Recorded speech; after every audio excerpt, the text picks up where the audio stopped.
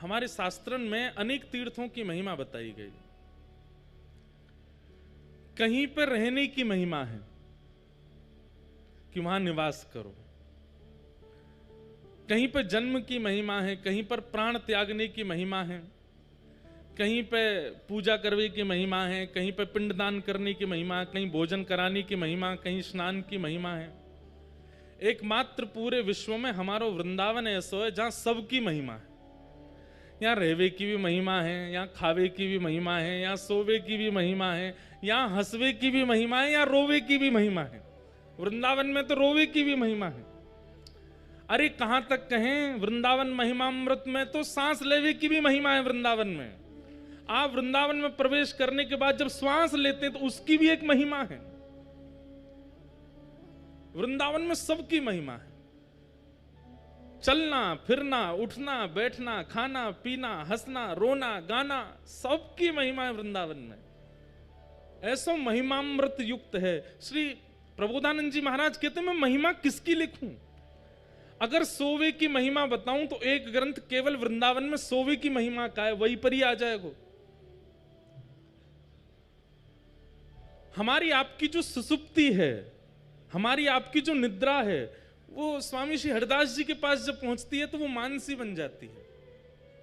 हम निद्रा में स्वप्न देखते हैं, हम निद्रा में लेट जाते हैं, पर स्वामी श्री हरिदास जी आसन लगा करके यमुना तट पर बैठ जाते हैं, वहां पर भी स्वप्न दिखता है, पर वो स्वप्न उनकी मानसी का होता है।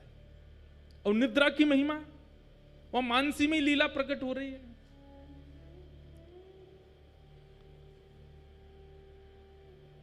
हितरिवंश महाप्रभु खावे की महिमा बता रहे हैं, महाप्रसाद की महिमा बता रहे हैं वृंदावन में। चैतन्य महाप्रभु विरह की महिमा बता रहे हैं। बोले वृंदावन जाओ तो विरह में रहो, वृंदावन जाओ तो नेत्रों से अश्रुपात नहीं हुए। राधा रमण जी का दर्शन करके, राधा वल्लभ जी का, अरे भैया सूखे नेत्रन से यदि दर्शन कर रहे हो तो समझो अभी भक्ति प्रस्फुटित नहीं हुई है चित्त में। नेत्र गीले हों ठाकुर जी जब सामने हो, और जब तक गीले ना हो तब तक नाम त्यागो मत, तब तक गुरु सेवा छोड़ो मत। जब तक ठाकुर जी सामने आए नहीं और नेत्र गीले। अरे सामान्य बालक कुछ दिन विदेश नौकरी करके आता है तो मां के नेत्र सजल हो जाते हैं। पति 5 दिन के बाद यदि पत्नी से मिले तो पत्नी के नेत्र सजल हो जाते हैं। हमारा मित्र 2-2.5 महीना बाद हमको मिले तो हमारे नेत्र प्रेम से सजल हो जाते हैं। लेकिन कभी वृंदावन आकर के और श्री वृंदावन में प्रवेश करना तो बहुत दूर की बात है। राधा रमण जी के सामने जाके नेत्र सजल नहीं हुए। राधा वल्लभ जी को सूखे नेत्रों से देखे आए हम। इसका मतलब क्या है? अभी भक्ति प्रस्फुटित नहीं हुई है। अब केवल आडंबर कर रहे हैं हम बाहर का। वृंदावन में विरह की महिमा है, महाप्रभु जी कहते हैं। तो वृंदावन कैसा है? बोले यहां सबकी महिमा है, और उन सब महिमाओं का वर्णन करते हैं हमारे श्री प्रबोधानंद जी। इसलिए बहुत ध्यान से सुनिएगा कथा। यहां पर वृंदावन में अपराध क्या है, वृंदावन में प्रेम क्या है, वृंदावन में भाव क्या है, वृंदावन में योग क्या है, वृंदावन में जप क्या है, वृंदावन में सिद्धि क्या है, वृंदावन में प्रसाद क्या है, वृंदावन का नियम क्या है, सब बताया है। पूरा कहना तो बहुत असंभव है, पर कुछ कुछ सूत्र हम रोज सुनाएंगे, इसलिए ध्यान से सुनिएगा। एक बात। अब दूसरी बात,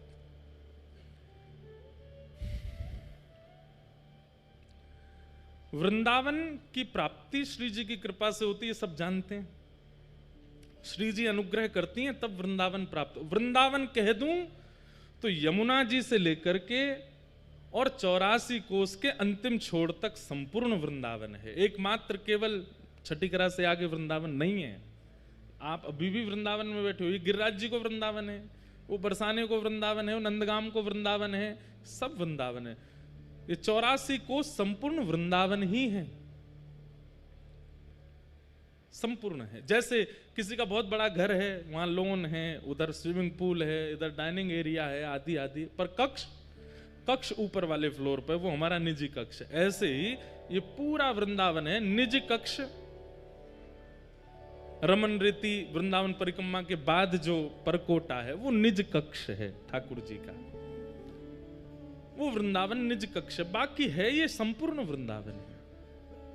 तो वृंदावन की प्राप्ति श्री जी की कृपा से, वृंदावन में वास सखियों की कृपा से। बहुत ध्यान से सुनिएगा, वृंदावन की प्राप्ति श्री जी की कृपा और वृंदावन में वास सखियों की कृपा। मालिक घर में तो बुला लेगा, लेकिन घर में नौकरी जो पहले से वहां सेवक है ना, उनसे कहेगा इसको देखो ये हमारे यहां रखने लायक है कि नहीं। तब वे सेवक देखेंगे, बोलेंगे नहीं इसमें आलस ज्यादा है, इसमें ये ज्यादा है, आदि बड़ी हमारे काम का नहीं है, तो फिर मालिक निकाल देता है। घर में श्री जी तो बुला लेंगी, लेकिन फिर सब सहचरी इनसे कहेंगी देखो जी यहाँ रहवे लायक है कि नहीं है। फिर सहचरियां विचार करती हैं, या को नाम जप कैसो है, या की सेवा में निष्ठा कैसी है, या की बुद्धिमती कैसी है, या के भाव कैसे हैं, या की विचार कैसे हैं, या की क्रिया कैसी है, और उन सब पे विचार करके फिर वृंदावन का वास सहचरी देती हैं। लेकिन तीसरी बात सबसे बड़ी है, वास श्री जी दे देंगी, वृंदावन प्रवेश श्री जी दे देंगी, वास सहचरियां दे देंगी, लेकिन वृंदावन समझ में आचार्यों की कृपा से आएगा, रसिकों की कृपा से आएगा। वास बहुत लोग कर रहे हैं, वृंदावन में भीड़ हो गई है। अब वृंदावन आते भी बहुत लोग हैं, उसमें भी भीड़ हो गई है, लेकिन वृंदावन को समझ नहीं पा रहे हैं, वृंदावन को जान नहीं पा रहे हैं, वृंदावन की महिमा क्या है, वृंदावन के वो अभी उससे अवगत नहीं है। ये मत सोचना कि हम केवल आपको कह रहे हैं, हम खुद को भी कह रहे हैं, पर ठाकुर जी की कृपा से, संत जनों की कृपा से थोड़ा थोड़ा भाव मन में आ रहे हो, तो जहां जाते हैं ना वहीं वृंदावन जैसा अनुभव कर लें। चाहे उड़ीसा जाएं, चाहे महाराष्ट्र जाएं, चाहे पंजाब जाएं, वहीं वृंदावन जैसी सुगंध आनी लगे। तो वृंदावन में आना, वृंदावन में वास करना भी बड़ी बात नहीं है, वृंदावन को समझना बहुत बड़ी बात है। और वो रसिकन की कृपा के बिना नहीं होगा। इसलिए किशोरी जी को प्रणाम करके, बिहारी जी को प्रणाम करके वृंदावन आ गए, वृंदावन वास मिल गयो। वही के अगले दिना से अब रसिकन की खोज करो और रसिकन की वाणी सुनो, उनकी सेवा करो, वे असली वृंदावन को अनुभव कराएंगे। आप रोज बिहारी जी को नियम रखें, रोज राधा वल्लभ जी को नियम रखें, रोज राधा रमण जी को नियम रखें, रोज वृंदावन परिक्रमा को नियम रखें। हम आपसे निवेदन कर दें हाथ जोड़ के, ये नियम बाद में रखना। सबसे पहले नियम क्या रखो, वृंदावन यदि प्राप्त है गयो है तो यहां रसिकन के पास जाओ, उनकी सेवा करो, उनके वचनामृत सुनो। तलहटी गोवर्धन की रही, तलहटी गोवर्धन की, नित प्रति मदन गोपाल लाल के, नित प्रति मदन गोपाल लाल के, चरण कमल चितलई है, चरण कमल चितलई है, रसिक प्रीतम हित चित की बातें, रसिक प्रीतम चित की बातें, गिरधारी जिसों कहिए, गिरधारी जिसों कहिए, तलहटी गोवर्धन की रही, तलहटी गोवर्धन की। श्री हरि राय महाप्रभु, जिनकी उनकी छाप के पदों में शब्द मिलेगा रसिक प्रीतम। हमारे वल्लभ कुल के महाराज जी, उनकी जितने भी पद हैं उनमें ये उनकी छाप है, रसिक प्रीतम। इन्हीं का पद है, नैनन में ही राखूं पिया तो है, तुमरी एक रोम की छवि पर जगत वार सब लाखूं। रसिक प्रीतम संगम की बातें काहू सो नहीं भाकूं। तो बात क्या है? वृंदावन की प्राप्ति श्री जी की कृपा से, वृंदावन में वास सखीन सहचरीन की कृपा से, पर वृंदावन का अनुभव ये तो रसिक संतन की कृपा से होएगा, ये तो रसिकन की कृपा से होएगा। उनको ढूंढो, उनके चरण वंदन करो। और ऐसी ही कृपा हुई हमारे श्री प्रकाशानंद सरस्वती जी के ऊपर श्री चैतन्य महाप्रभु के। महाप्रभु चैतन्य अपने संन्यास वेश के बाद दक्षिण यात्रा पर गए थे, और दक्षिण में हमारी संप्रदाय की प्रथम पीठ श्रीरंगम तिरुचि में जो है, तिरुचिरापल्ली में, वहां महाप्रभु जी विराज रहे थे। वहां पर ठाकुर जी पौढ़ानाथ शेषनाग पर पौड़े हैं। कभी कभी हम प्राचीन संतों की बातें सुनते हैं तो मन में एक भाव आता है, कितनी संप्रदायों में समरसता है। और आजकल देखो महाराज जी, आजकल लोग हमको ही डांटते हैं, आप श्री वैष्णव हो, आप हरिदासियों की बात क्यों करते हो मंच से, आप हरिवंशियों की बात क्यों करते हो, आप गौड़ियाओं की बात क्यों करते हो। क्यों ये सब भाव आते हैं? प्राचीन काल के आचार्यों के भाव सुनो, कहीं भी उनमें ऐसा मतभेद नहीं है कि ये हैं इनसे हमने, सब एक दूसरे के संग। अब हरिराम व्यास जी, वो तो स्वामी श्री हरदास जी के पास इतने विराजमान रहते, जबकि स्वयं हितरवंश महाप्रभु के अनुयायी। अपने पुत्र को तो दीक्षा ही उन्होंने स्वामी जी से दिलवाई। एक प्रसंग आता है कि स्वामी जी, हितरवंश महाप्रभु, रूप सनातन गोस्वामी आदि आदि ये सब लोग, गिरिराज जी आए, यहाँ पर 56 भोग हुए थे, तो श्री गोसाई विठलनाथ जी ने 56 भोग में सबको आमंत्रित किया, सारे रसिक जन यहाँ पर आए। अभी हम प्रसंग सुन रहे हैं कि श्री चैतन्य महाप्रभु रामानु संप्रदाय के हमारे श्री वैष्णव मंदिर में दर्शन करने के लिए गए। तो पहले इतनी समरसता थी संप्रदायों में, आचार्यों में, अब पता नहीं क्यों मतभेद होता जा रहा है, और ये अच्छा नहीं है। देखिए, आपको अगर भगवत प्राप्ति आपका उद्देश्य है तो फिर ये इस प्रकार के पक्ष विपक्ष में मत रहिएगा। हम श्रेष्ठ हैं, वो अश्रेष्ठ हैं, हमारे यहाँ ऐसा, उनके यहाँ ऐसा, वो नहीं करना चाहिए, ये नहीं सुनना चाहिए, ऐसा नहीं। सबके भाव रखो। चैतन्य महाप्रभु दक्षिण गए। श्रीरंगम श्री रंगनाथ भगवान पौढ़ानाथ उनके आंगन में खड़े हैं महाप्रभु चैतन्य। और जैसे ही कपाट खुले, महाप्रभु जी की स्थिति ऐसी थी, अभी हम जगन्नाथपुरी के पास राउल केला से कथा करके आए हैं, तो महाप्रभु जी के भाव अभी तक चित्त में हैं। महाप्रभु जी की स्थिति ऐसी थी कि कोई कृष्ण कह भर दे, नेत्रों से अश्रु नहीं प्रकट होते थे। कहते हैं अश्रुओं की पिचकारी निकलती थी नेत्रों से, और वो जिस पे पड़ जाती थी उसके चित्त में भी कृष्ण प्रेम प्रकट हो जाता था। ऐसे महाप्रभु। सोचो उनकी दशा, जब वो मंदिर में जाते होंगे, ठाकुर जी को देखते होंगे, तो उनकी स्थिति क्या होती होगी। जैसे ही कपाट खुले श्री रंगनाथ भगवान के, चैतन्य महाप्रभु ने जैसे ही मुखमंडल का दर्शन किया, उत्ताल नृत्य करने लगे, भुजाएं उठा करके नृत्य कर रहे हैं, नाच रहे हैं, गा रहे हैं, आनंद उत्सव मना रहे हैं, नेत्रों से अश्रुपात। ये दो भावों का एक जगह दर्शन होता था। मुखमंडल पर तो विरह दिख रहा है और शरीर की स्थिति परम आनंद की होती थी। यह है भक्ति का स्वरूप। कभी कभी मन में आता है कि जब ज्ञान आता है ना, तो बाहर दिखने लगता है कि ज्ञानी व्यक्ति है। अहंकार आता है तो अहंकार दिखने लग जाता है, अहंकारी व्यक्ति है। कामी व्यक्ति का काम दिखने लग जाता है। भक्त की भक्ति क्यों नहीं निकल के आती है? उस भक्त की भक्ति उसके रोम रोम में प्रकट क्यों नहीं होती है, जैसे महाप्रभु जी की होती थी?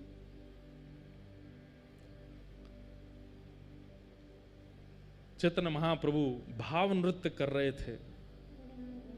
अब वहां कोई उनको कुछ समझ रहा है, कोई उनको कुछ समझ रहा है, लेकिन श्री रंगनाथ भगवान की आरती कर रहे श्री वेंकट भट्ट जी, गोपाल भट्ट जी के पिताजी, जिन्होंने श्री राधारमण लाल जी को प्रकट किया, ऐसे श्री गोपाल भट्ट जी के पिताजी श्री वेंकट भट्ट जी रंगनाथ प्रभु की आरती करने के बाद जैसे ही उन्होंने दर्शनार्थियों की ओर देखा प्रसाद वितरण के लिए, और दर्शनार्थियों में जैसी उनकी दृष्टि पड़ी श्री महाप्रभु चैतन्य पर,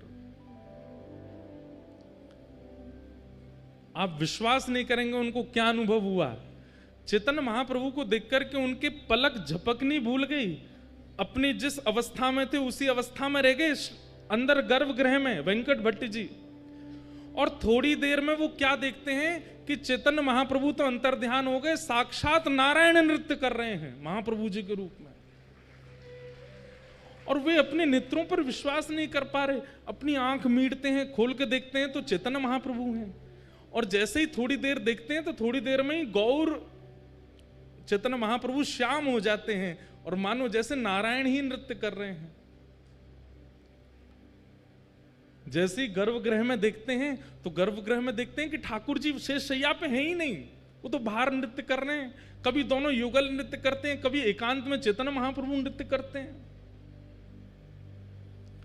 इस स्थिति को देख करके श्री वेंकट भट्ट जी पहचान गए कि ये कोई सामान्य नहीं है। इनके नृत्य को कोई सामान्य समझ रहा होगा, इनके भाव को कोई कुछ समझ रहा होगा, पर ये सामान्य नहीं है, क्योंकि मुझे जो अनुभव हुआ वो मैं कैसे कहूं। बंधुओं, जब किसी महापुरुष का दर्शन करते हैं ना, तो उनका दर्शन करके उनके रूप, उनकी चाल, उनके पहनाव, उनके तिलक आदि, इन सबको अगर आप देख रहे हो तो अभी कुछ दिखा नहीं।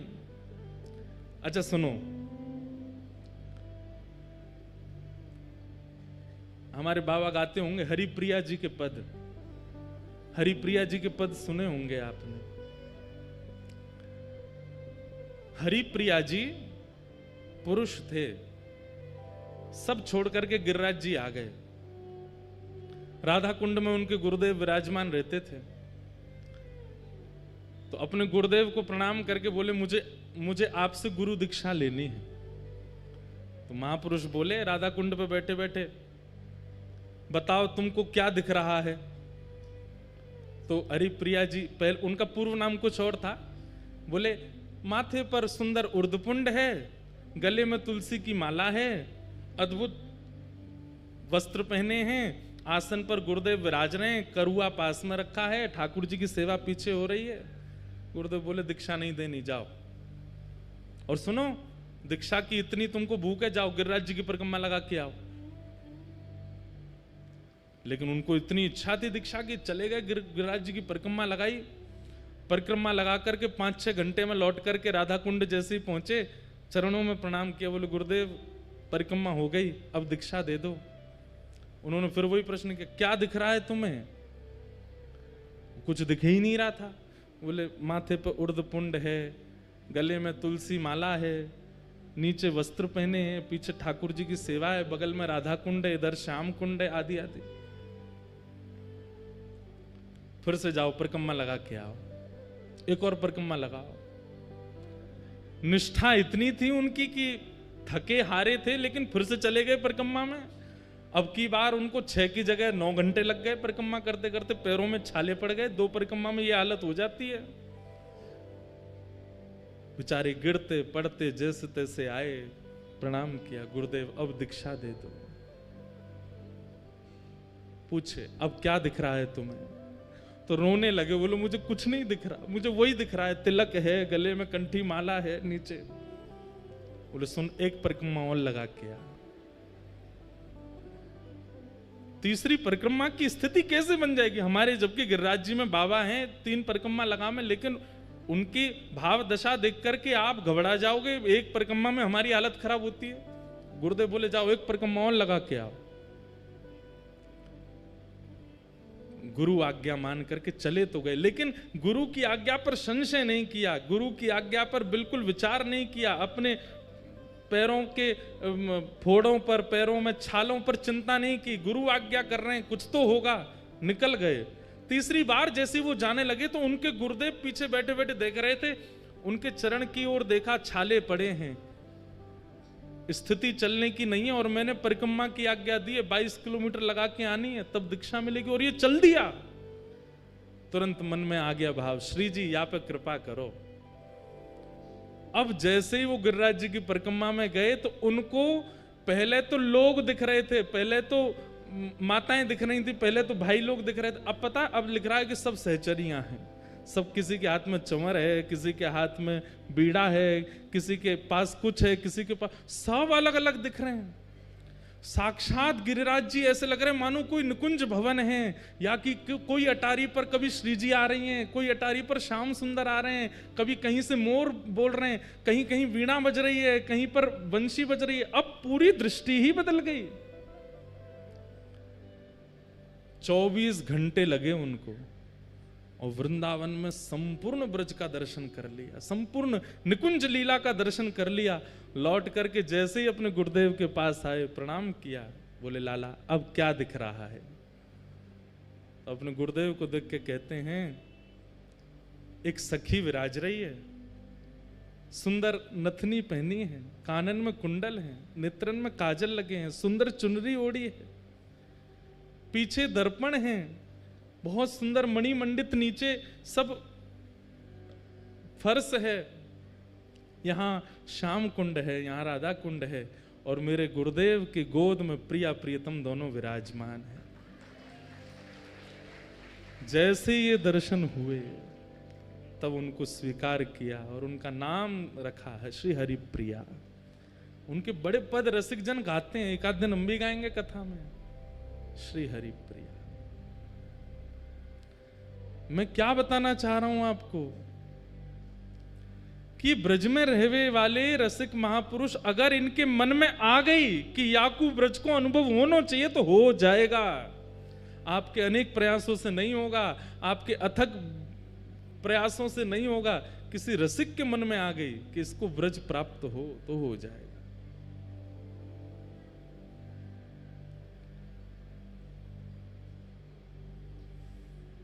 और उसके लिए उनका रूप, उनका श्रृंगार, उनका चंदन, उनका तिलक, उनके वस्त्र वो सामान्य नहीं दिखेंगे, उसमें कुछ अद्भुतता का अनुभव होगा।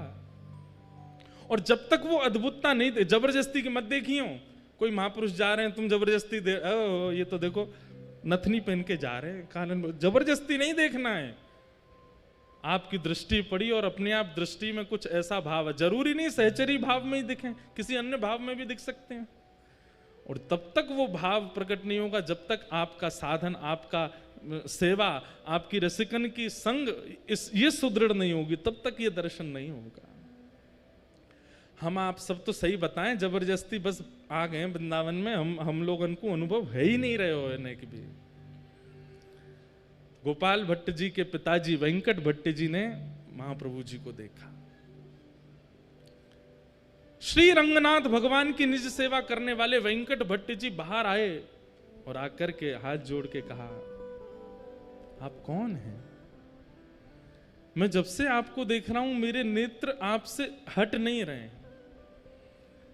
आप में एक दैवी आकर्षण है जो मुझे खींच रहा है अपनी ओर। मैं नित्य नारायण की सेवा करता हूं, मेरा उनके प्रति जो ध्यान रहता है वैसा ध्यान मेरा आज तक किसी व्यक्ति विशेष के प्रति हो ही नहीं सकता, पर मुझे जैसी भावना उनमें लगती वैसी आप में लग रही है।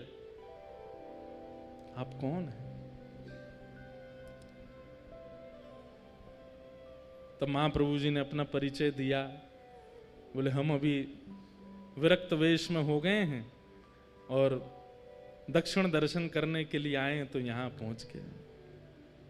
वेंकट भट्ट जी ने निवेदन किया, बोले कि आप बस एक कृपा कर दीजिए, क्या कहाँ रहेंगे यहाँ पर, कोई निवास स्थान? बोले अभी तो कुछ नहीं। बोले हमारे घर चलिए ना, वहीं विराजिएगा, हम पर कृपा कर देना। ये वृंदावन महिमामृत की रूपरेखा बता रहे हैं, कैसे निर्माण हुआ वृंदावन महिमामृत। चैतन्य महाप्रभु वेंकट भट्ट जी के घर गए। वेंकट भट्ट जी के सुपुत्र हैं श्री गोपाल भट्ट, भगवान की गुण मंजरी। महाप्रभु जी जैसे ही घर पहुंचे, उनकी पत्नी, उनके रिश्तेदार सबने महाप्रभु जी का दर्शन किया, लेकिन जैसे ही श्री गोपाल भट्ट जी ने दर्शन किया, गोपाल भट्ट जी तो मानो जैसे उनकी भी स्थिति ऐसी हो गई, पलक झपकना भूल गए, पैर धर कहीं रहे, जा कहीं रहे, देख करके अपने अपने अपने वश में अपना शरीर नहीं है, ऐसी स्थिति हो गई। मैं एक बात कहा करता हूं, आचार्य चरणों के सन्मुख जाकर के अगर आपको ये याद रहा कि मैं किस कारण से आया था, मुझे क्या पूछना था, मुझे क्या बताना था, इतनी सुध-बुध है तो समझो अभी कृपा ना भाई। विस्मृति हो जाए, भूल गए सब, तब समझो कि हां अब दर्शन भये महापुरुष के। भूल गए, प्रश्न याद नहीं आ रहा है, क्या सोच के आए थे भूल गए, लाए थे माला लेके आए थे, प्रसाद लेके आए थे, दक्षिणा पोशाक कुछ अर्पित करने, कुछ पता ही नहीं चल रहा है, उठा कुछ रहे हैं, धर कुछ रहे हैं, ऐसी स्थिति हो जाएगी। गोपाल भट्ट जी छोटे से हैं, अभी ज्यादा आयु नहीं है, लेकिन महाप्रभु जी को देख करके उनकी स्थिति ऐसी हो गई कि बस यही मेरे सब सर्वस्व है। इस सर्वस्व की भावना उनके प्रति प्रकट हो गई। महाप्रभु जी का एक वैष्णव भाव से जैसा सम्मान होना चाहिए, पूरे परिवार ने किया, माला पहनाई, चंदन लगाया, पोशाक उड़ाई, चरण धोए, सबने चरणामृत पिया। गोपाल भट्ट जी के मन में एक भावना आ गई, जब चरणामृत बांट रहे थे तो सबको थोड़ा थोड़ा ही दे रहे थे, मतलब जैसे एक ही बूंद गिरे, क्यों, जितना बच जाएगा सब मैं पी जाऊंगा, सबको बांट दूंगा तो मेरे लिए नहीं बचेगा, ऐसी भावना चित्त में आ गई। तो सब लोग हाथ पसार के खड़े, चरणामृत दो महाप्रभु जी का, तो गोपाल भट्ट जी छुआते हैं और न्यों देते हैं, एक ही बूंद गिरती है, अरे और दो, और नहीं इतना ही लो। और जैसे सब में बांट दिया, पता चली सब हो गया, जितना बचा सब पान कर गए स्वयं ही।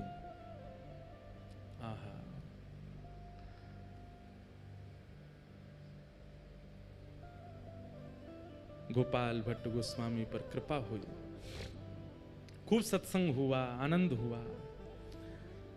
अगले दिन श्री चैतन्य महाप्रभु प्रस्थान करने के लिए तैयार हुए।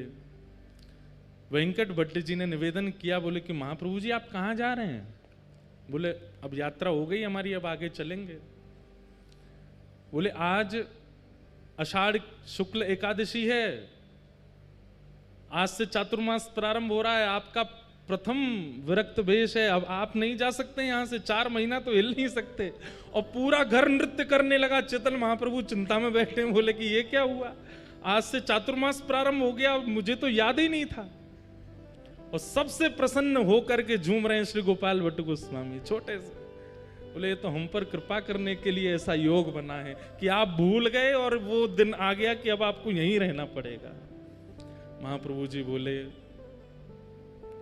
कैसे बताऊं कि गोपाल भट्ट तुम गुणमंजरी हो, तुम ही वृंदावन में श्री राधा रमण जी को प्रकट करोगे। और राधा रमण प्रकट करता पर 1-2 दिन 4 दिन की कृपा नहीं, यहां तो 4 महीना एक रसिक, एक महापुरुष की कृपा होगी, दृष्टि होगी, आस्वादन होगा, संग मिलेगा, तभी तो श्री गोपाल भट्ट जी प्रकट करेंगे। श्री गोपाल भट्ट की हृदय वेदना प्रगट्यो शाले ग्राम, रूप सुधा को खान हमारो श्री राधा रमण जी। इतनो प्यारो ठाकुर मिलो है, क्योंकि महाप्रभु जी की। और देखिए कृपा भी कहां, दक्षिण में जाकर के श्री वेंकट भट्ट जी के यहां रंगनाथ मंदिर के पुजारी के घर के बालक के ऊपर। वृंदावन स्वयं चुनता है, आप वृंदावन को नहीं चुनते। वृंदावन को अगर आपको चुनना होगा तो आपको रसातल से ले आया जाएगा कि आओ भाई वृंदावन में रहो, तुम वृंदावन के हो। महाप्रभु जी 4 महीने वहां विराजे। वेंकट भट्ट जी के छोटे भाई थे, उनका नाम था प्रबुद्ध भट्ट। वे बहुत पहले ही घर परिवार छोड़ के सन्यास आश्रम उन्होंने ग्रहण कर लिया था। परम विद्वान, परम ज्ञानी और काशी में विराजमान थे।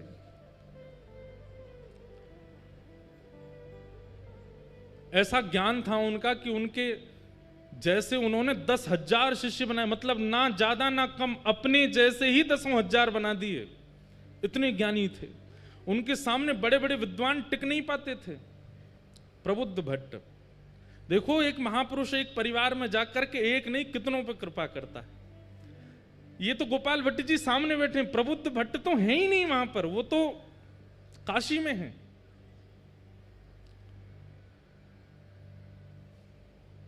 कभी कभी अपने घर की पूछते थे क्या चल रहा है घर पर, तो उन्होंने पूछताछ करी, भैया हमारे दक्षिण में हमारे परिवार में सब आनंद मंगल है। कोई गया था दक्षिण से, उसने जाकर के बताया, बोले महाराज आनंद मंगल, आपके यहाँ तो वेद पाठ आदि सब बंद हो गए, आपके यहाँ पे नित्य पूजा आदि यज्ञ हवन होम होते थे सब बंद हो गया, अब तो एक ही चीज होती है। बोले क्या? भुजा उठा के हरि हरि बोलो, हरि हरि बोलो, सब प्रेम से बोलो, हरि बोलो, ये सब होता है। प्रबुद्ध भट्ट जी बोले ये कौन कर गया, ये क्या बोल रहे हो, ऐसा हो ही नहीं सकता। हमारे दोनों बड़े भैया बड़े वैदिक हैं और बड़े कर्मनिष्ठ हैं, कर्मकांड तो हमारे यहाँ रोज हवन होता है, रोज यज्ञ होता है, नियम से वेंकट रंगनाथ भगवान की सेवा अर्चना कैंकर्य होता है, ये क्या बोल रहे हो? बोले अरे महाराज आपको नहीं पता, आपके यहाँ की स्थिति सब बिगड़ गई है। कारण? बोले कारण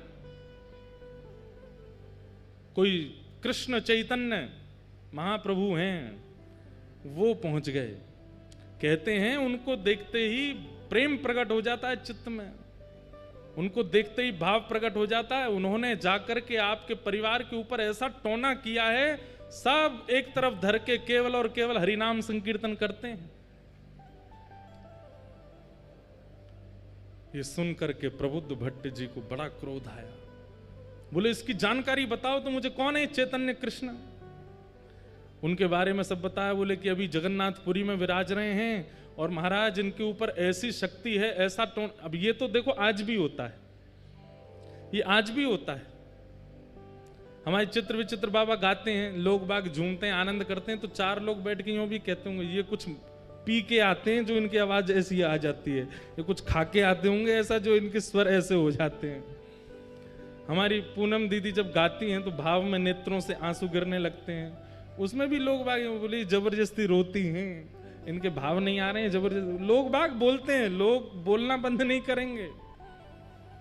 आप भाव से राधा रमन जी के मंदिर में जाके नृत्य करने लग जाओ, उधर नचकैया खड़ो है, नाच रहो है, ठाकुर जी के आगे भी मान नहीं रहे हो, यहीं पे नाच रहो है।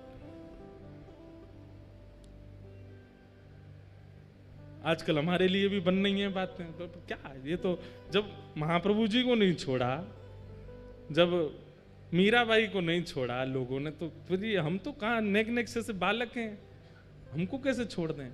और ये भी कृपा है आपके लिए। चार लोग यूं कहें पाखंड है तब समझो कि हाँ बढ़िया है, ये भक्ति के आसपास सिक्योरिटी गार्ड तो भी आ गए। हमारे प्रेमानंद जी महाराज बेचारे कैसा राधा नाम प्रचार कर रहे हैं, उनके पीछे भी लोग पड़े रहते हैं, कुछ ना कुछ बोलते रहते हैं, कहते रहते हैं, करते रहते हैं। परंतु ये बात मान लीजिएगा, ये आपकी भक्ति की सिक्योरिटी हो रही है, अच्छा है। भ्रात श्री प्रबोधानंद जी कहते हैं, भ्रातः तिष्ठ टले टले विटपिनाम ग्रामेषु भिक्षाम अटः। नहीं, श्री रूप गोस्वामी कहते हैं, स्वच्छंदम पिबयामुनम जलमलम चीराणि कंथाम कुरु सम्मानम कलयाति घोर गरलम नीचपुमानम शुद्धा। वृंदावन में तो आपकी निंदा होने लग जाए तो समझो अब भक्ति सुरक्षित है, अब भक्ति बढ़िया हमारी, अब यहाँ पे कोई की आंच नहीं आवेगी, बढ़िया है। बाहर खड़े हैं चार पहरेदार, बहुत सम्मान होने लग जाए तो घबरा जाना कि कहीं हमारा नाम ना छूट जाए। तो प्रबुद्धानंद जी ने जैसे ही सुना, अच्छा प्रकाशानंद नाम हो गया था उनका, प्रकाशानंद जी ने जैसे सुना, अच्छा इसने मेरे घर जाकर के सबको, बोले हमारा वो गोपाल भट्ट उसकी क्या स्थिति है, वो तो बालक है, वो तो ठीक है, उसको बुला दो। बोले उसकी तो पूछो ही मत, वो तो दिन रात रोते रहते हैं। बोले दिन रात? बोले ठाकुर जी को नहीं, चैतन्य महाप्रभु को याद करके रोते हैं। प्रकाशानंद जी बोले ढूंढो इसको, कहाँ है? बोले ये तो अभी वहां हैं जगन्नाथपुरी में, इनको पत्र लिखो। पत्र लिख करके चैतन्य महाप्रभु को भेजा। और क्या लिखते हैं पत्र में? अरे चैतन्य, ना कोई नाम, ना कोई सम्मान, ना कोई उपाधि, चैतन्य।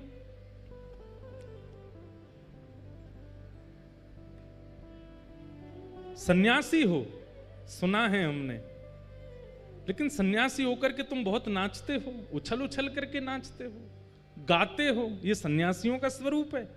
अरे सन्यासी हो तो सन्यासियों की तरह रहा करो। ये किस प्रकार का रूप प्रकट कर रहे हो? सन्यासियों को तो बहुत भाव से रहना चाहिए। और सन्यासियों का निवास स्थान जगन्नाथपुरी नहीं होता, सन्यासियों का निवास स्थान वृंदावन नहीं होता। सन्यासी ऐसे घूमते डोलते नहीं रहते हैं। सन्यासी तो गंगा ज्ञान के तट पर काशी में विराजते हैं, वेदों पर मनन करते हैं, शास्त्रों पर चिंतन करते हैं, लोगों को वेद शास्त्र पढ़ाते हैं। ये सन्यासियों का। और तुम क्या कर रहे हो? ये नाच नाच करके और दुनिया में कृष्ण नाम की ये सन्यासी का स्वरूप नहीं होता। चैतन्य महाप्रभु गंभीरा में विराजमान थे, जगन्नाथपुरी में भावावेश में रहते थे। प्रकाशानंद जी का पहुंचा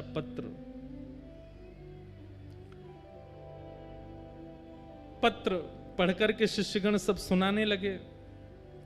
और जैसे ही उसमें भाव सुने, इतना आक्षेप सुना, अपने बारे में इतनी निंदा सुनी, महाप्रभु जी प्रसन्न हो गए। जय हो जय हो जय जगन्नाथ। महाप्रभु जी की बड़ी कृपा, महाप्रभु जी का बड़ा अनुग्रह है। अरे भैया आज तो उत्सव होना चाहिए, लड्डू बांटो लड्डू बांटो।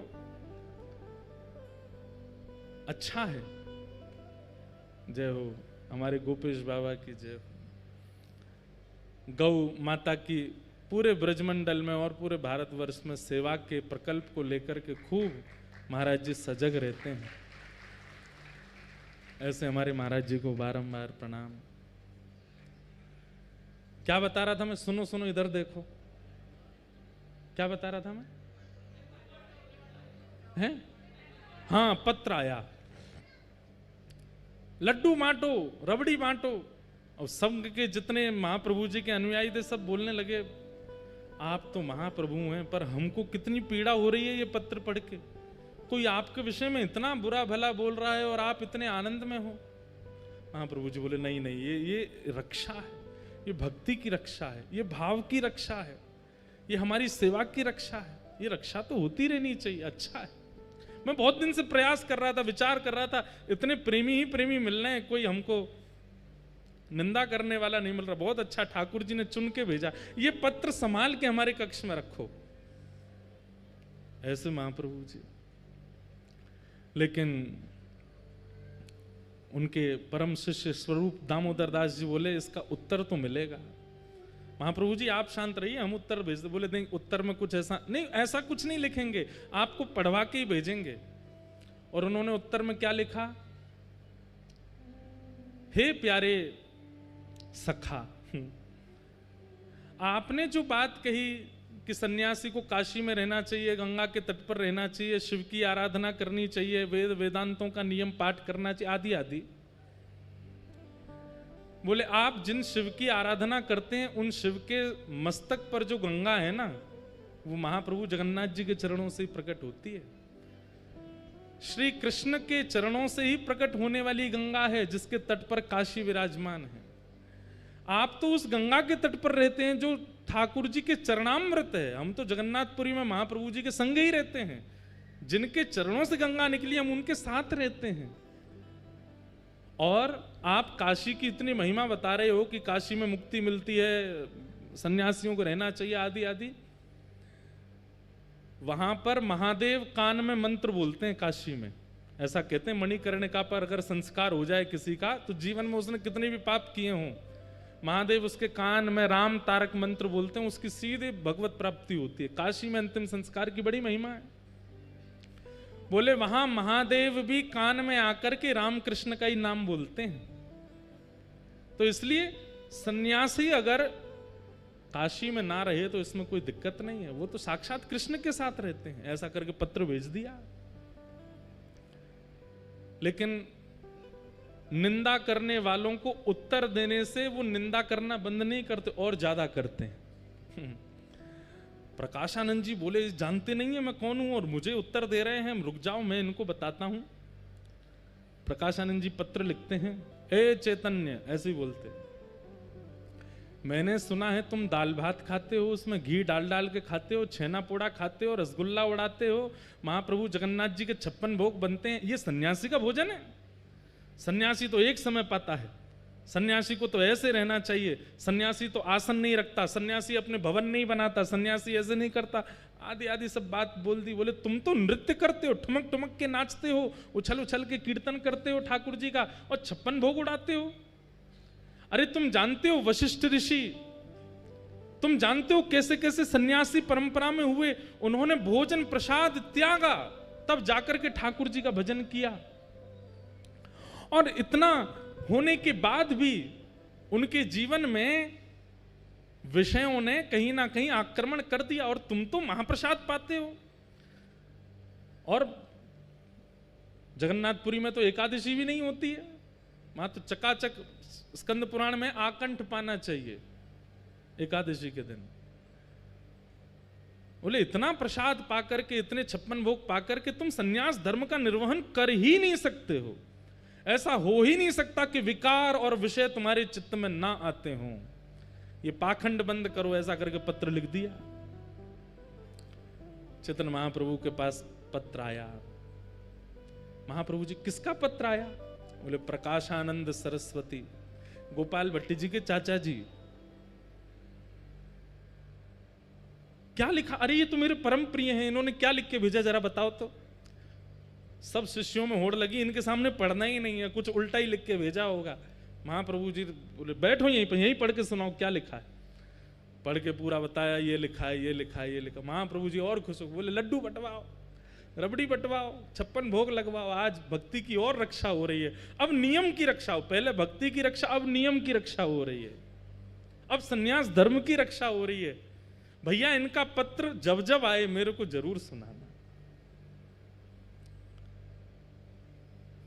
लेकिन शिष्यों ने कहा ये अच्छा नहीं है, ये तो गलत बोल रहे, उत्तर तो देंगे। उत्तर में लिख करके भेजा, महाराज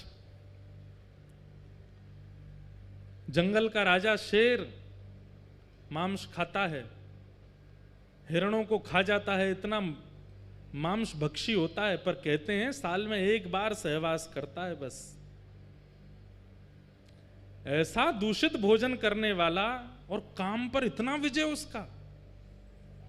और वहीं वृक्षों पर रहने वाले ये पक्षी जो तिनका खाते हैं, दाल खाते हैं, उड़द सूखे सूखे कंकड़ खा जाते हैं, सूखे सूखे ये सब खा करके अपना पेट भरते हैं, और इनके काम में कभी भी कटौती नहीं होती, महाकामी होते हैं। आप यदि आहार से जीवन यापन की बात कर रहे हैं तो फिर सारे विषय शेर में होने चाहिए थे, लेकिन वो तो काम पर विजय प्राप्त करके बैठा है। और ये सारे पशु पक्षी सारे बड़ा अल्प आहार लेने वाले, इन पर काम पर विजय नहीं है, इस पर क्या कहेंगे आप? जब ये पत्र लिख करके भेजा तो प्रकाशानंद जी तो और ज्यादा आग बबूला हो गए।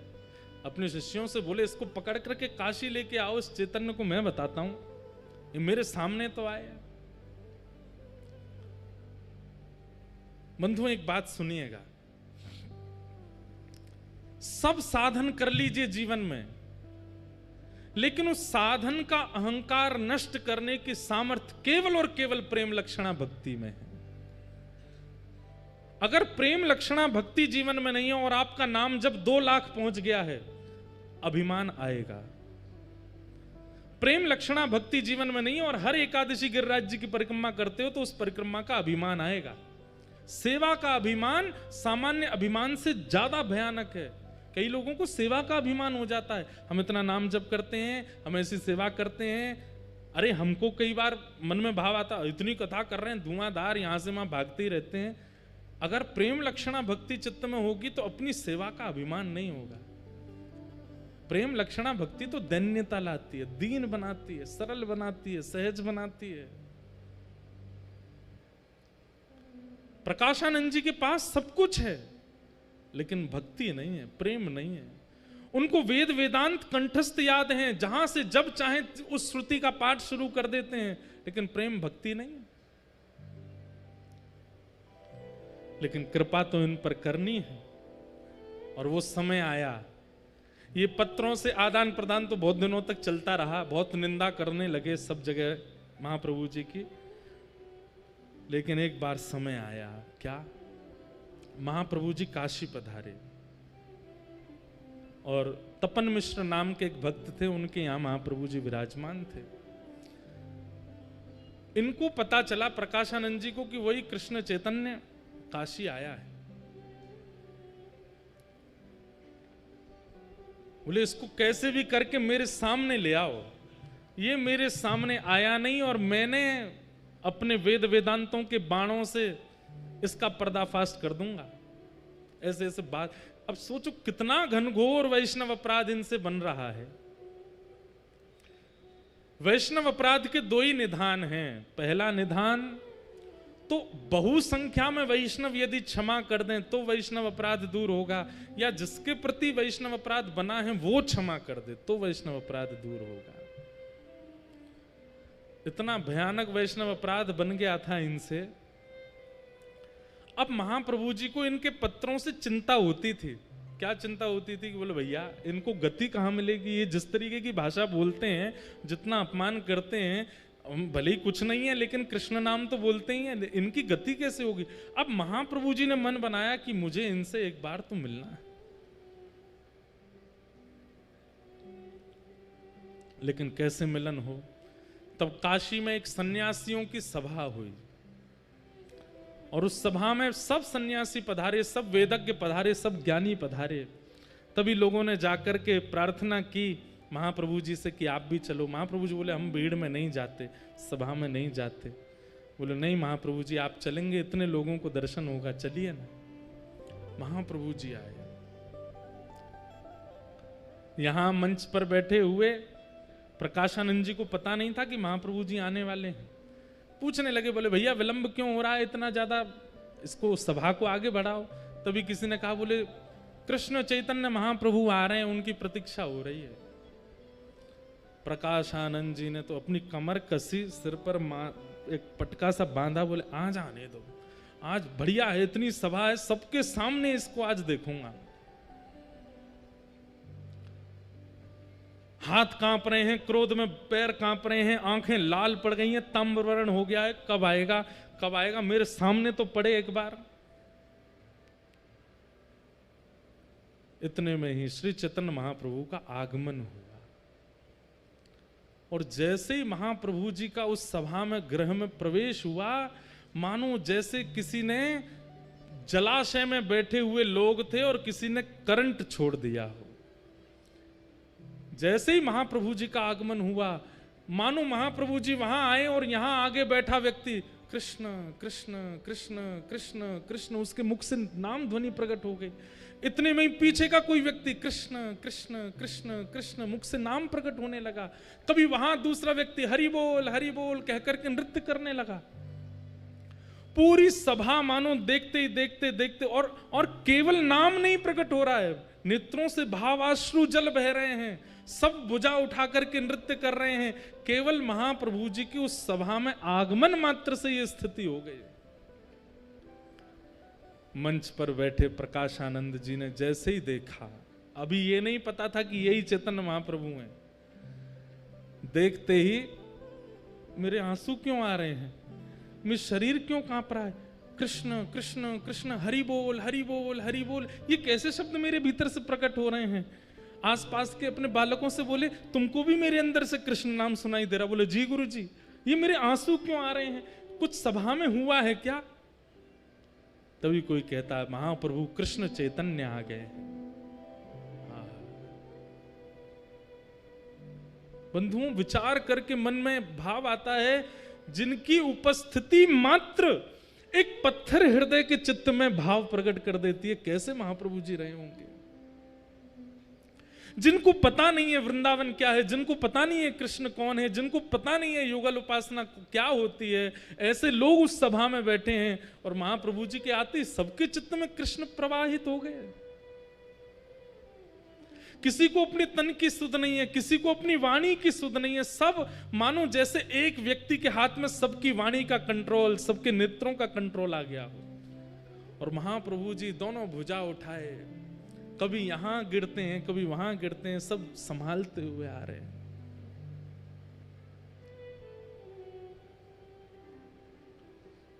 प्रकाशानंद जी अपने क्रोध विरोध को तो भूल गए, मुख से नाम प्रकट हो गया, नेत्रों से आंसू प्रकट हो गए।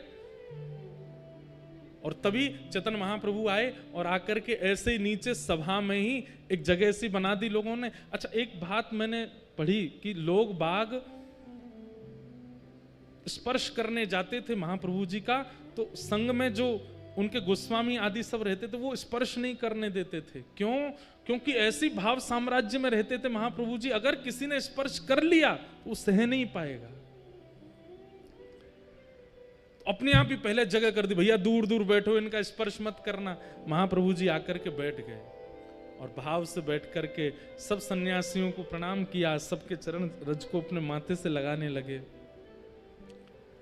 पता नहीं प्रकाशानंद जी को क्या हो गया, लोग बाग प्रकाशानंद जी को देख रहे हैं कि अब ये क्या बोलेंगे, लेकिन प्रकाशानंद जी तो अत्यंत भाव में आ गए, उठ करके नीचे आए। बोले जय हो, आप नीचे क्यों बैठ के, ऊपर आइए ना। नहीं नहीं, मेरा स्थान यहीं ठीक है। तो जैसे कोई नीचे बैठ जाए तो उसको पकड़ के ऊपर लाते हैं, तो जैसे ही हाथ पकड़ा महाप्रभु जी का, सब बोले ये नहीं करना था इनको, और जैसे ही स्पर्श किया है, हाँ कृष्ण हाँ कृष्ण हाँ कृष्ण कह करके वहीं गिर पड़े प्रकाशानंद जी। शरीर पूरा कंपन होने लगा, नेत्रों से आंसू गिरने लगे। महाप्रभु जी ने किसी से कहा इनको संभालो।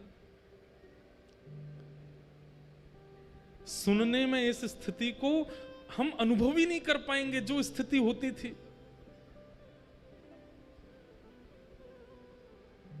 हमारे अष्ट सखा गाते हैं, एक हमारे अष्ट सखाओं में एक सखा हुए, उनका नाम था छीत स्वामी। क्या नाम था? पहले इनका नाम था छीतू पंडा।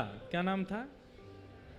ये बड़े उग्र स्वभाव के और मजाक मतलब संतों की उपहास करना, उनकी मजाक उड़ाना। उस काल में मथुरा आए थे हमारे श्री वल्लभाचार्य जी महाराज, और ये उनकी परीक्षा लेने के लिए गए थे। लेकिन जैसे ही महाप्रभु जी का दर्शन किया, दर्शन करते ही चित्त से सारे विकार खत्म हो गए, नेत्रों से आंसू गिरने लगे। छीत स्वामी जी ने एक पद गाया, और वही पद आज प्रकाशानंद जी के मुख से मानो प्रकट हो रहा हो महाप्रभु जी को देख करके।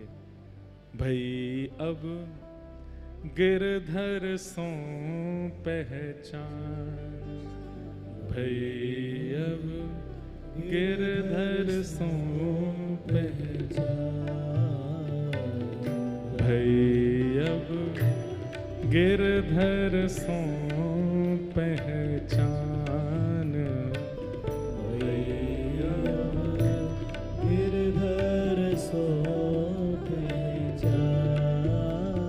मतलब रसिक जनों के दर्शन बिना पढ़े बिना सुने, केवल दर्शन से ठाकुर जी की अपने आप पहचान होने लग गई।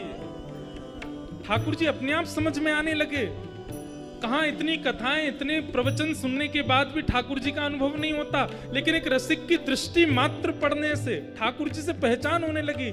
छीत स्वामी जी कह रहे हैं, मैंने कोई साधन नहीं किया, मैंने यमुना स्नान नहीं किया, मैंने कभी जाप नहीं किया, लेकिन इनके सामने बैठने मात्र से मुझे ठाकुर जी के रूप का बोध हो गया।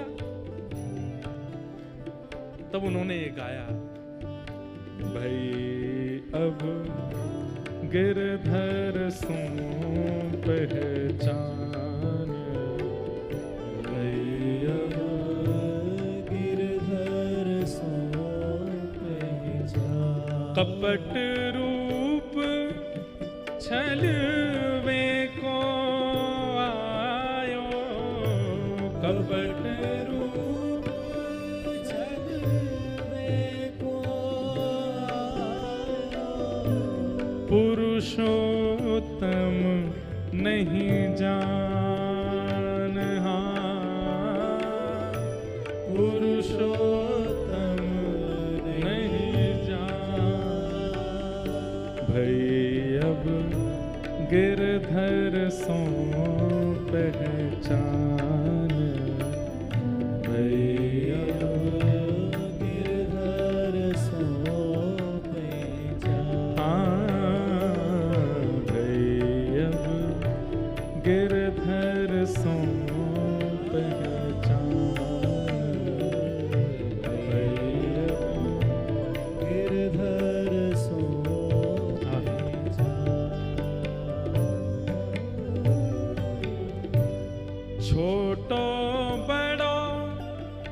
कछु नहीं जान्यो, छोटो बड़ो कछु नहीं जानो, छाए रहो अज्ञान,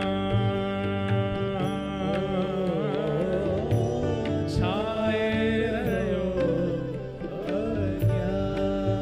जीत स्वामी जी कहते हैं मैंने छोटे बड़े को कभी पहचाना नहीं, कौन प्रणाम करने योग्य, कौन मित्र बनाने योग्य है, कौन त्यागने योग्य है, इनका बोध मुझे नहीं हुआ था। लेकिन इनके सामने बैठते ही मुझे अब दिखाई दे रहा है, मेरे मित्र जिनके संग में रहता हूं ये संग रहने लायक नहीं है, और जिन जिन का मैंने उपहास किया, जिन जिन की मैंने निंदा की, वो सब प्रणम्य थे। आज मुझे बोध हो गया है इनको देखने के बाद। ये महापुरुषों के दर्शन से होता है कि आपको विवेक बुद्धि जागृत हो जाती है। चीत स्वामी देखत अपनायो, चीत स्वामी देखत अपनायो,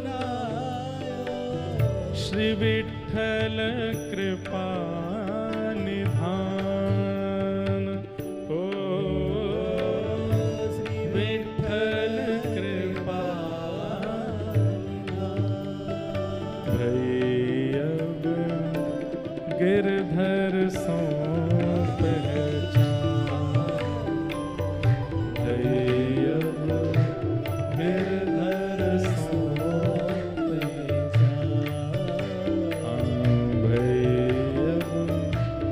गिरधर सो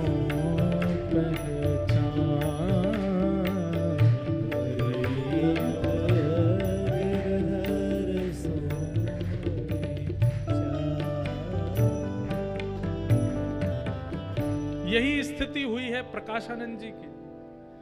महाप्रभु जी को देख करके क्रोध विरोध तो सब भूल भाल गए, नीचे बैठ गए और सामने बस देख रहे हैं अपलक नेत्रों से। मुख से कृष्ण नाम ध्वनि निकल रही है, नेत्रों से अश्रुपात हो रहा है। लेकिन थोड़ी देर बाद अपने आप को समझाने लगे, ये सब माया है, ये जादूगर है, इसने जादू कर दिया, टोना कर दिया मेरे ऊपर। लेकिन दर्शन का कुछ तो प्रभाव होता। प्रभाव क्या हुआ कि वाणी में शीलता आ गई। चाह तो रहे थे कि मैं थोड़ा कठोर बोलूं, कुछ गड़बड़ बोलूं, कुछ उल्टा सीधा बोलूं, लेकिन बोल क्या रहे हैं? कैसे हो आप? ठीक हैं? आप ऊपर नहीं विराज रहे, नीचे ही बैठ रहे। और खुद मन में सोच रहे मैं इतना प्रेम से क्यों बात कर रहा हूं। वो सोच रहे मुझे तो क्रोध करना है, मुझे तो चिल्लाना है इनके ऊपर, लेकिन अब अपने वश में नहीं है। ये होता है रसिकों के दर्शन से। महाप्रभु जी बोले आपकी सबकी कृपा है। प्रकाशानंद जी बोलने लगे मैं आपसे एक शिकायत करना चाहता हूं। बोले क्या? सन्यासियों को इतना नाचना नहीं चाहिए। आप इतना रोते हो, इतना ज्यादा अच्छी बात नहीं है ये। अरे सन्यासी तो पूरे विश्व को ज्ञान देता है, उसकी रहनी उसकी करनी से लोग प्रभावित होते हैं। आप क्या करते हैं इतना? मुझे लगता है आप पढ़ते नहीं हो, आपको पढ़ना चाहिए। महाप्रभु जी बोले हमको तो कुछ आता ही नहीं है, हम तो बिल्कुल अज्ञानी हैं, पढ़ाई लिखाई हमसे होती नहीं थी। तो हमारे गुरुजी ने गलती से बहुत मेहनत करके 6 साल लगे हमको एक श्लोक याद करवाया। बोले कौन सा श्लोक याद कराया? जब बताओ तो। अब वेदक हैं, ज्ञानी हैं, तो सुनने बैठ गए। बताइए कौन सा श्लोक याद कराया? बोले हरेर नाम हरेर नाम हरेर नामैव केवलम कलौ नास्त्यैव नास्त्यैव नास्त्यैव गतिरन्यथा। केवल हरि नाम हरि नाम हरि नाम, इसी से कल्याण होगा। कलयुग में और किसी से कल्याण होने वाला नहीं है। प्रकाशानंद जी बोले और आपने ये श्लोक याद करके जीवन में उतार लिया? बोले हाँ हमने तो भैया, मैं क्या बताऊं, गुरुजी ने ये श्लोक याद करा दिया, फिर हमने इसका अर्थ पूछा तो गुरुजी ने बताया कलयुग में केवल नाम से उद्धार होगा। फिर हमारे गुरुजी ने हमको महामंत्र दे दिया। बोले क्या है महामंत्र? बोले हरे कृष्ण कृष्ण कृष्ण हरे हरे, हरे राम राम राम। बोले बस ये 2 ही आते हैं हमको, और कुछ नहीं आता। और महाप्रभु जी है वो तो सब जानते हैं, लेकिन बोल रहे हैं। प्रकाशानंद जी बोले आप एक काम करो अब। बोले क्या? अब मेरा लड़ने का मन नहीं है आपसे, आप अच्छे व्यक्ति हो, आपका स्वभाव स्वरूप देख के मुझे आप पे कृपा करने का मन हो रहा है। महाप्रभु जी बोले कर दो कृपा। बोले कृपा ऐसे नहीं करूंगा, तो पढ़ने आओ मेरे पास, मैं आपको वेद पढ़ाऊंगा। महाप्रभु जी बोले कब से आना है? आज से ही, आज से बढ़िया दिन है, आज से ही चलो। महाराज प्रकाशानंद जी हाथ पकड़ के ले गए अपने घर पे ही जाकर के महाप्रभु जी को सामने बैठा, बोले पढ़ो हमारे साथ। महाप्रभु जी बैठ गए। 3 दिन हो गए पढ़ते पढ़ते। 3 दिन बाद प्रकाशानंद जी बोले आपको कोई पूछना नहीं है कुछ भी? 3 दिन से हम पढ़ाए जा रहे हैं, आपको सब समझ में आ गया? महाप्रभु जी बोले आपने कहा था सुनना है, समझने की आपने नहीं कही थी। आपने केवल कहा था सुनते रहो, हम सुनते ही जा रहे हैं, समझने की आपने कही नहीं हमसे। प्रकाशानंद जी सिर पकड़ के बैठ गए। बोले यही होता है, ये भक्ति जिन लोगों के चित्त में आ जाती है वो जितना कहो उतना ही करते हैं, उससे अधिक नहीं करते। बोले आप कृपा कर दो। बोले मैंने 3 दिन में क्या पढ़ा तुमको समझ नहीं आया? बोले सुनने के लिए कहा था, सुन तो हम रहे हैं, ना हम इधर देखते ना उधर, आपको देख के सुनते रहते हैं। प्रकाशानंद जी बोले ऐसे तुम्हारी गति नहीं होगी। बोले कैसे गति होगी? बोले इसको समझो भी। 3 दिन और पढ़ाया। 3 दिन बाद बोले अब समझ में आया। बोले अब हमको समझ नहीं आ रहा, हमारे गुरुजी पढ़ा पढ़ा के हार गए, वो नहीं समझा पाए, आप क्या समझाओगे हमको? बोले इतनी सरल भाषा में बोल रहा हूं फिर भी आपको समझ नहीं आ रहा। अरे ये तो शंकराचार्य जी की वाणी है, ये तो समझ में आनी चाहिए आपको, आद्य गुरु शंकराचार्य कह रहे हैं। महाप्रभु जी कहते हैं सुनिए सुनिए मेरी बात सुनिए। प्रकाशानंद जी बोले क्या क्या सुनना है? बोले आद्य गुरु शंकराचार्य जी ने पूरे विश्व को वैदिक ज्ञान प्रदान किया, लेकिन जब अपनी माताजी पधारने की स्थिति में थी ना, आद्य गुरु शंकराचार्य जी, बड़ा अच्छी चरित्र आता है कि शंकराचार्य भगवान बचपन में अपनी मैया से बोले मैया मेरा जन्म संसार की चीजों को भोगने के लिए नहीं हुआ है, मुझे विरक्ति लेने दो, अभी से मुझे घर त्यागने दो। तो मां इनकी रोने लगी, पकड़ लिया, बोले मैं तुझे नहीं छोड़ूंगी। तो शंकराचार्य भगवान बोले ऐसे नहीं छोड़ेंगे, कुछ करना पड़ेगा। तो एक दिन नदी में स्नान करते करते एक मगरमच्छ आया और उसने आके बालक शंकराचार्य जी का पैर पकड़ लिया। चिल्लाने लगे मां बचाओ मां बचाओ। मां पकड़ के खींचे लेकिन मगरमच्छ छोड़े ना। बोले बेटा मैं क्या करूं, ये तो छोड़ ही नहीं रहा है। तो शंकराचार्य जी बोले एक ही तरीका है मां। बोले क्या? मुझे घर छोड़ने की आज्ञा दे दो।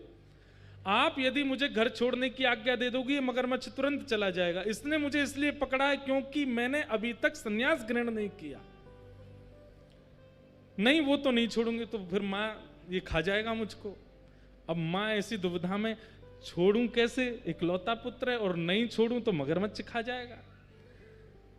तो मां बोली ठीक है बेटा मैंने आज्ञा दी, छोड़ दे तू संसार।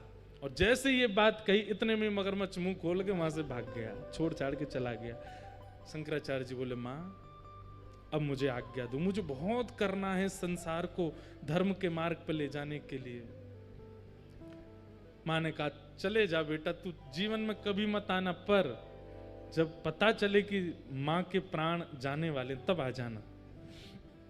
ये कथा प्रकाशानंद जी को चैतन्य महाप्रभु सुना रहे हैं। और बोले फिर शंकराचार्य जी ने क्या किया, पूरा विश्व जो बौद्धवादी हो गया था उन सब लोगों को परब्रह्म कौन है, परमात्मा कौन है, वो घटघटवासी हैं, आदि आदि ये सब बातों को उन्होंने अपने शंकर भाष्य आदि से सुनाया, समझाया। लेकिन एक दिन खबर पड़ी कि मां मरणासन अवस्था में है। प्रकाशानंद जी सुन रहे हैं। बोले अच्छा फिर? बोले शंकराचार्य जी गए अपनी मैया के पास। तो मां ने कहा बेटा मैंने सुना तूने पूरे विश्व का उद्धार किया, अपनी मां का भी उद्धार कर दे। तो शंकराचार्य जी सामने बैठकर के शंकर भाष्य सुनाने लगे, वेद वेदांतों की और सुंदर सुंदर भाव सुनाने लगे। ये श्लोक लो, ये मंत्र लो, ये लो, ये लो, ये परब्रह्म है, ये अणु में है, ये परमाणु में है, आदि आदि। मां बोली बेटा मुझे समझ नहीं आ रहा है, मेरे जीवन के बहुत कम क्षण बचे हैं, कुछ सरल सा समझा जिससे मेरे चित्त में भाव आए।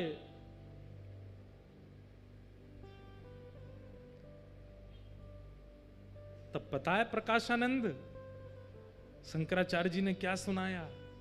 बोले क्या सुनाया? बोले श्री कृष्णाष्टकम। भजे ब्रजैकमण्डलम समस्त पाप खंडनम सुभक्त चित्तरंजनम सदैव नंदनंदनम सुपीच्छ गुच्छमस्तकम, जो पीली पीली पाग अपने सिर पर धारण करते हैं, सुनाद वेणुहस्तकम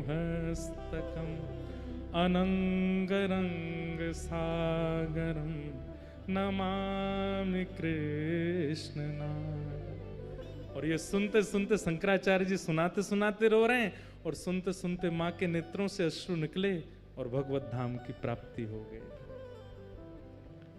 अपनी स्वयं की जन्मदात्री मां के लिए शंकराचार्य जी कृष्णाष्टकम गाते, और आप मेरे को यहां पे वेद वेदांत पढ़ाने बैठ गए हो।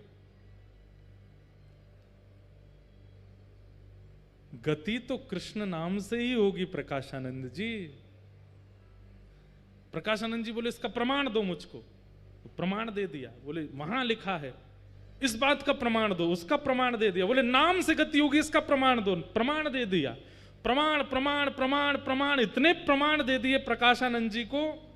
लेकिन कुतर्की व्यक्ति के प्रमाणों से काम नहीं चलते, वो तो इसका भी प्रमाण लेके आओ। तो चैतन्य महाप्रभु को क्रोध आया, और जैसे ही आवेश में क्रोध आया, षड्भुज रूप धारण करके चैतन्य महाप्रभु प्रकट हो गए सामने।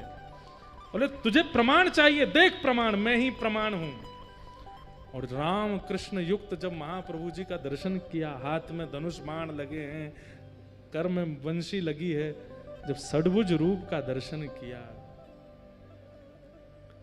बस एक क्षण के लिए दर्शन दे करके महाप्रभु जी ने तुरंत अपने भाव को अपने अंदर व्यवस्थित किया और चले गए वहां से। प्रकाशानंद जी तो रो रो के बुरा हाल हो गया उनका। बोले कि ये सामान्य नहीं है, ये साधारण नहीं है, ये कोई टोना टोटका जादूगर नहीं है, ये तो साक्षात श्री कृष्ण है, ये साक्षात श्री राम है, ये साक्षात परमात्मा ही इनके चित्त में विराजमान है। मैं इनको सामान्य पुरुष समझ रहा हूं।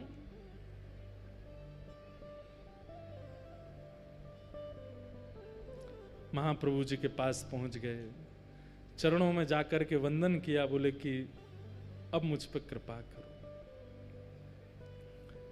मैंने वेद वेदांत उपनिषद किसी को नहीं छोड़ा, सब पढ़ लिख करके विद्वान बन गया, लेकिन मैं आज इतनी वृद्धावस्था में अनुभव कर रहा हूं कि मेरी तो अधोगति हो रही है।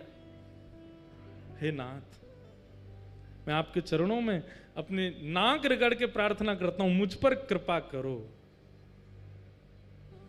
चैतन्य महाप्रभु ने प्रकाशानंद जी की ओर देखा। बोले अब एक ही कृपा है। बोले क्या? हम जो कहें वो करो। बोले क्या करना है? बोले इसी वक्त सब छोड़ के वृंदावन चले जाओ, श्री धाम वृंदावन की प्राप्ति कर लो। और श्री वृंदावन में जाकर के वहां आपको रूप गोस्वामी मिलेंगे, सनातन गोस्वामी मिलेंगे, मधु पंडित मिलेंगे, आदि आदि सब मिलेंगे। हमारे रूप गोस्वामी जी ने श्री गोविंद देव जी को प्रकट किया है, सनातन जी को मदन मोहन जी मिले हैं, मधु पंडित को गोपीनाथ जी मिले हैं। आपके ही परिवार का एक बालक गोपाल भट्ट, जिसका नाम सुनकर के आप इतने बौखला गए थे, वह भी आएगा वृंदावन, और उसके यहां भी ठाकुर जी प्रकट होंगे। आप उससे पहले वृंदावन जाइए और श्री वृंदावन की महिमा पर अपनी कलम चलाइए, वृंदावन की महिमा को प्रकट करो। प्रकाशानंद जी ने चरणों में प्रणाम करके कहा कि हे महाराज, मैं वृंदावन जा रहा हूं। वृंदावन का नाम सुनते ही नेत्र सजल हो गए। मैं वृंदावन जा रहा हूं, लेकिन मुझे पुनः आपके दर्शन कैसे होंगे? बोले कोई नहीं, गोपाल भट्ट जब आएंगे वृंदावन और एक दिन उनकी विरह वेदना होगी चित्त में, और तभी उनके सेवित शालिग्राम जी से राधा रमण लाल जी प्रकट होंगे। उन राधा रमण जी को ही देखते रहना, कभी कभी मेरा अनुभव हो जाएगा। गौर होले राधा रमण, उनमें ही मेरे भाव का दर्शन आपको हो जाएगा। अब शरीर से मेरा दर्शन आपको दोबारा नहीं होगा, वृंदावन जाओ। और श्री प्रकाशानंद जी महाराज वृंदावन के लिए निकले, चरणों में प्रणाम करके बोले पहले मेरा नाम बदलो, ये प्रकाशानंद नाम ही हटा दो, इसने मेरा सर्वनाश ही किया है, मेरा नाम बदल दीजिए। चैतन्य महाप्रभु ने कह दिया, बोले प्रकाश की आवश्यकता वृंदावन में किसी और से नहीं, वहां तो नित्य प्रकाश रहता है, इसलिए प्रकाशानंद नहीं, अब प्रबुद्धानंद जाएंगे वृंदावन। और प्रबोधानंद जी को वृंदावन भेजा, जिन्होंने वृंदावन की रस भी थी और कुंज गलियों में जाकर के वृंदावन महिमामृत ग्रंथ की रचना की। बोलो वृंदावन बिहारी लाल की जय। ऐसे श्रीधाम वृंदावन का प्राकट्य श्री प्रबोधानंद जी ने किया। किशोरी जी की कृपा से ब्रज मिल जाएगा, सहचरियों की कृपा से वास मिल जाएगा, पर वृंदावन के अनुभव तो किसी रसिक की कृपा से ही होंगे। अगर रसिक की कृपा नहीं भई तो वृंदावन का अनुभव हो पाना अति मुश्किल है, अति दुष्कर है। ऐसे वृंदावन महिमा में यही घटना घटी श्री हरिराम व्यास जी के साथ। उन्हें तो स्वयं महादेव ने भेजा। अच्छा एक बात तो है, जिसको वृंदावन अनुभव करने की इच्छा हो ना, रसिकों की सेवा करने, एक बार काशी जरूर हुआ ना, तो काशी से ही आते हैं सबरे। ये देखो हरिराम व्यास जी भी काशी गए तभी वृंदावन आए। चैतन्य महाप्रभु ने रूप गोस्वामी जी को भी काशी से ही भेजा, फिर षड गोस्वामियों में भी एक गोस्वामी जी काशी से ही आए, फिर उसके बाद अभी प्रकाशानंद जी प्रबोधानंद जी बनकर के भी काशी से आए। लोग बाग इस बात का बड़ा खंडन करते हैं, कई लोग मुझे बहुत बड़ा भुला भी बोलते हैं, लेकिन ये बात प्रमाणित है कि असली बात तो हमने कही नहीं कि काशी में बैठे जो हमारे महादेव हैं वही कृपा करके ब्रज रस प्रदान करते हैं। महादेव जब अनुग्रह करते हैं, महादेव जब अति कृपा करते हैं, तब वृंदावन रस को उपहार रूप में भेंट करते हैं। काशी में जाकर के पहले अपनी दर्शन करके महादेव को परखवाया कि हम हैं कि नहीं वृंदावन के लायक। महादेव यदि चुन लेंगे तो फिर रसिकों की कृपा हो जाएगी, वृंदावन रस की प्राप्ति हो जाएगी। ऐसे श्री